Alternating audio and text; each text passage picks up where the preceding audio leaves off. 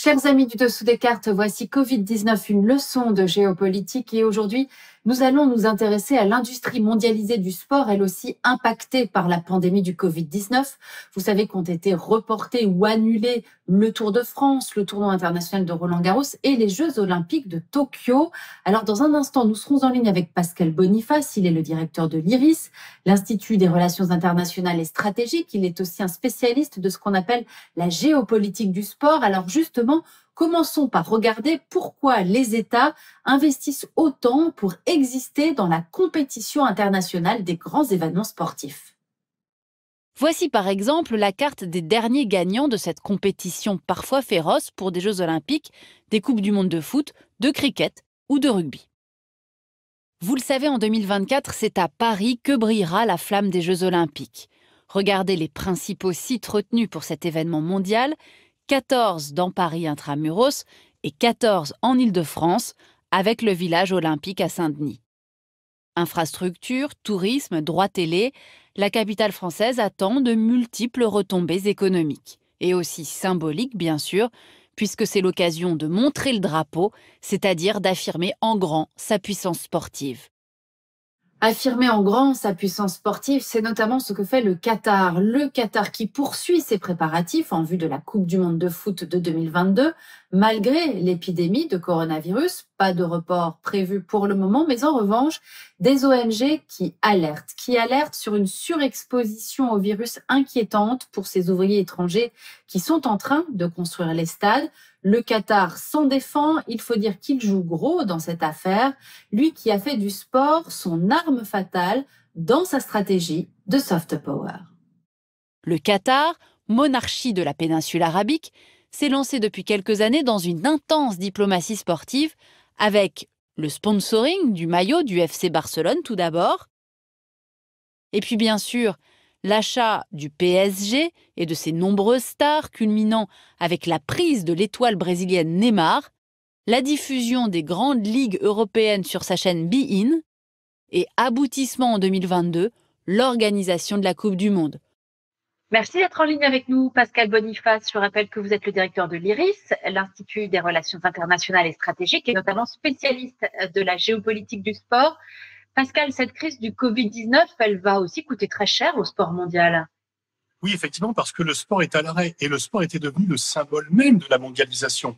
Les grands événements sportifs mondialisés, qu'il s'agisse de la Coupe du monde de football ou des Jeux olympiques, réunissent des centaines de millions de personnes, fédèrent le monde parce que tout le monde voit en même temps le même événement. On peut dire que la télévision a créé un stade virtuel aux capacités d'accueil illimitées.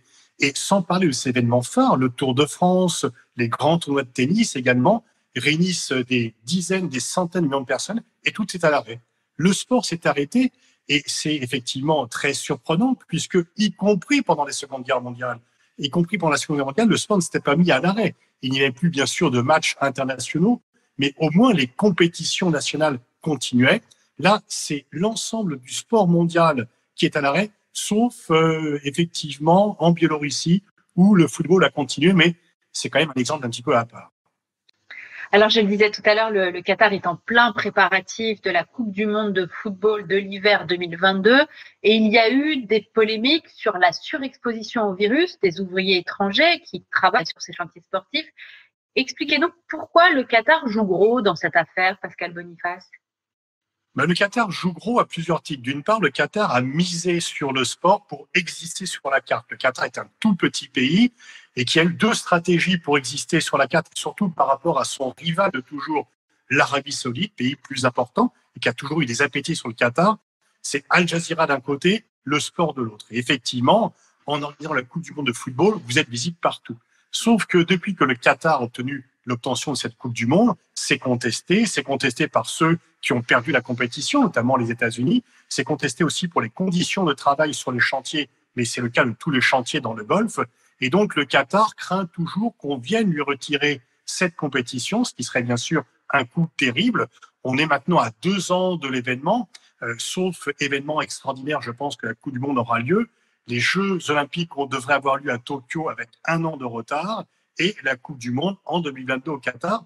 Mais effectivement, les tensions, notamment entre l'Arabie Saoudite et le Qatar, font peser des incertitudes, puisque dans l'esprit de Michel Platini, par exemple, donner la Coupe du Monde au Qatar, c'était donner la Coupe du Monde aux pays musulmans, tous ensemble, parce que jamais une Coupe du Monde n'a été organisée dans un pays musulman ou dans un pays arabe. Sauf qu'entre-temps, il y a eu cette querelle, et que le moins que l'on puisse dire, c'est que le monde arabe et le monde musulman ne représentent pas l'unité dont on aurait pu rêver et le côté unificateur que peut avoir le sport.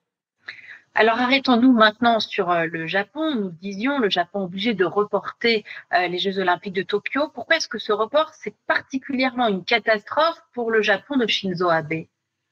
Alors c'est une catastrophe économique, ça va coûter 3 milliards.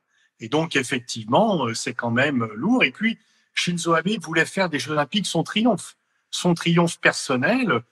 Il aurait pu faire comme ça un nouveau mandat et dépasser tous les records de longévité à la tête du gouvernement. Il voulait aussi faire passer une réforme constitutionnelle. Et donc, eh bien, il n'aura pas ce moment de gloire qui aurait été important. Et puis, aussi, pour le Japon, les Jeux Olympiques, c'était une façon de montrer, notamment par rapport à la Chine, qui les organise en 2008. Et il y a cette rivalité entre Tokyo et Pékin qui est toujours très forte. Et bien que le Japon était aussi très en avance. Notamment, le Japon comptait sur les Jeux paralympiques pour montrer toute l'aide aux personnes, notamment pour une société âgée. Et donc, le Japon va être privé de cette tribune, mais le Japon le fera l'an prochain. C'est plutôt plus grave pour Shinzo Abe que pour le Japon. Pour le Japon, c'est un retard d'1 an. Pour Shinzo Abe, son calendrier politique personnel est complètement bouleversé. Merci infiniment, Pascal Boniface, d'avoir été en ligne avec nous. Je rappelle que vous êtes le directeur de l'IRIS, l'Institut des relations internationales et stratégiques. Merci à vous de nous avoir suivis. Merci pour votre fidélité. Rendez-vous très vite pour une prochaine destination. Et d'ici là, prenez soin de vous.